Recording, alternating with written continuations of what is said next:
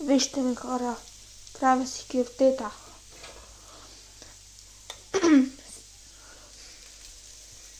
Ако искате да гледате още неща за готвене в моя канал, абонирайте се и ще ви покажа следващия път как да си направите тако с кайма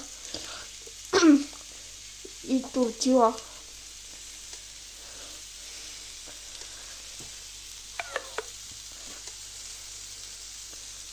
Слагайте лайкове, абонирайте се за канала и вижте как готви шеф Сириан.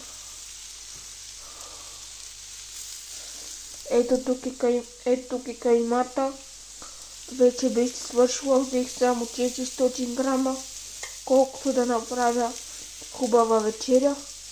Но ако искате да гледате още видеа, абонирайте се. Сега ще ви покажа как са се получили след около 10-12 минути.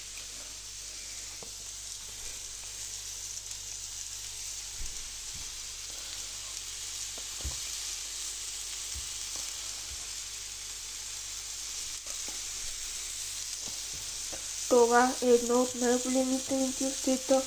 Без да исках просто много кайма. Но обаче то също ще стане. Поред вас как са се получили с кюфтетата?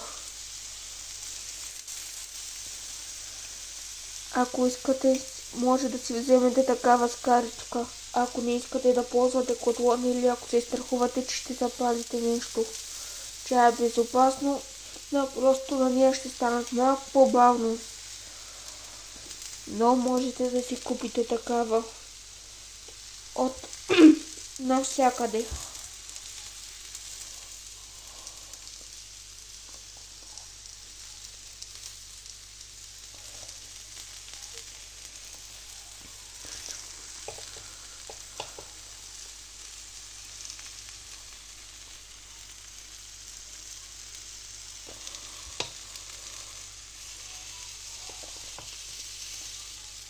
Гледайте сега. Опа, съжалявам малко. Просто още се уча.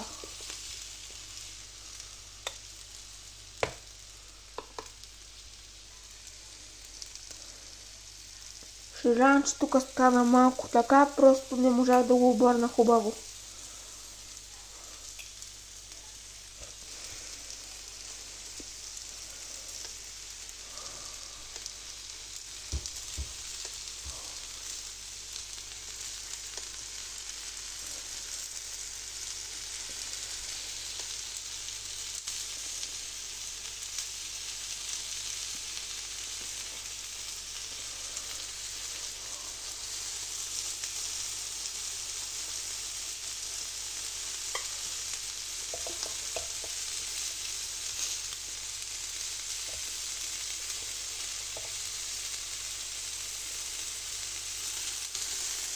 Обърнах това кюфтенце, за да мога да го оставя да се запече от всички страни.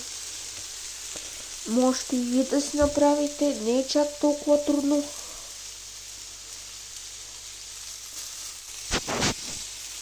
Ето тук ще ги наредя. Това е подправката за кюфтета на... Изчакайте секунда да видя. Хак Брейд. Става кюфтета много сочни с нея.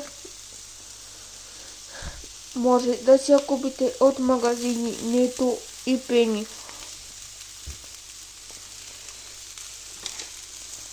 Ето тук са нашите подправки. А ето тук е всичко останало в шкафа. Това е нашата кафе машина. В момента виждате, че всичко е свързано, с карта с тока. Ето ги микроволновата. Това е просто за пуканките. А тук са моите продукти, които си купих от магазина набързо. Ето това е моят мини за сандвичи. Ето там горе е нашият фритюрник и гофретник. Това е нашият огромен фризер.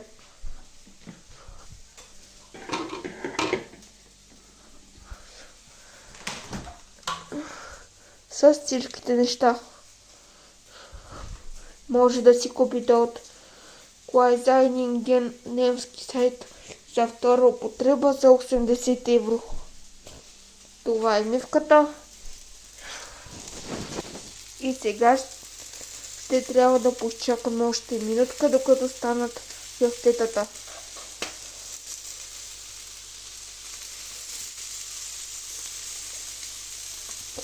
Абонирайте се за канала и сложете лайк и коментар.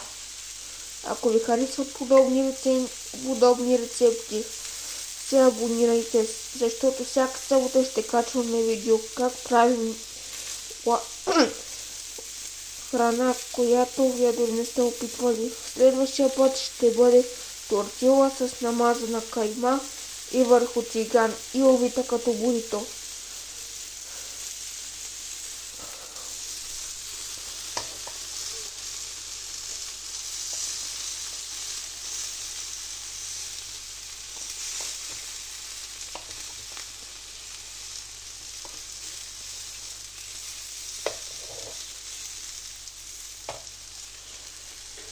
Ето, съжалявам, че не го видяхте, просто се затрудних малко с обръщането, но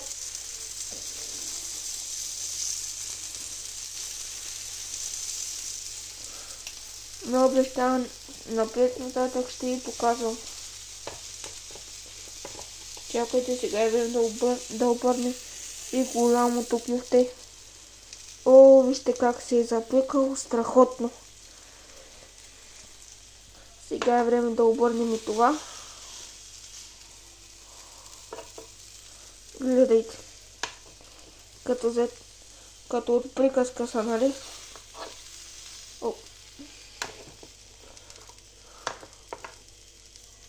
Съжалявам, че тук е малко така, просто леко прекалих с чубриката.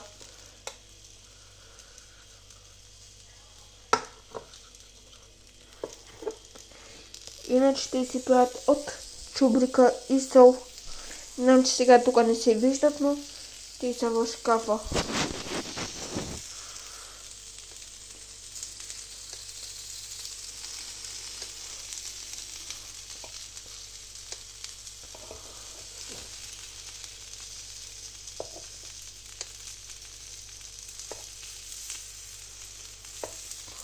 Съжалявам, че трябва малко така, просто това е моят начин за готвене, за да го запека.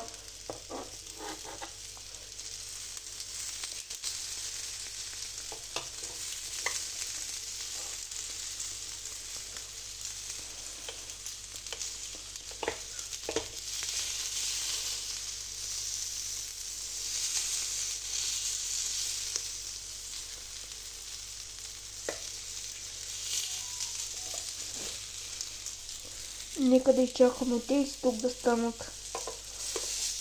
Трябва леко да поизчакаме. Да видим как.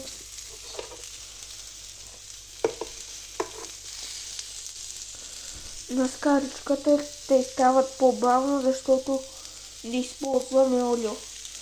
Така те стават по-здравословни. На тиган, ако искате пържени, ще ви отнеме само няколко минути за първото кюфте. Но ако искате здравословни кюфтета, ето това е.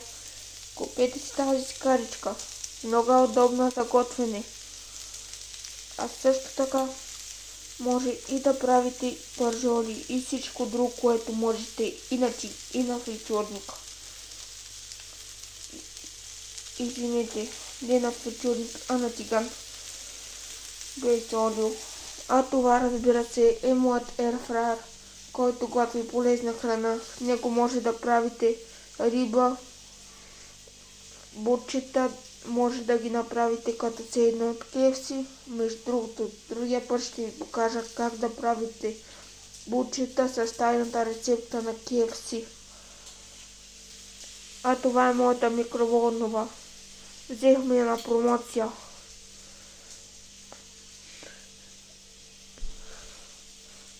А това горе са нашите прибори. Разбира се, има и тук прибори, защото ние си там горе са стари. Но сега просто трябва да изчакаме докато стане храната готова.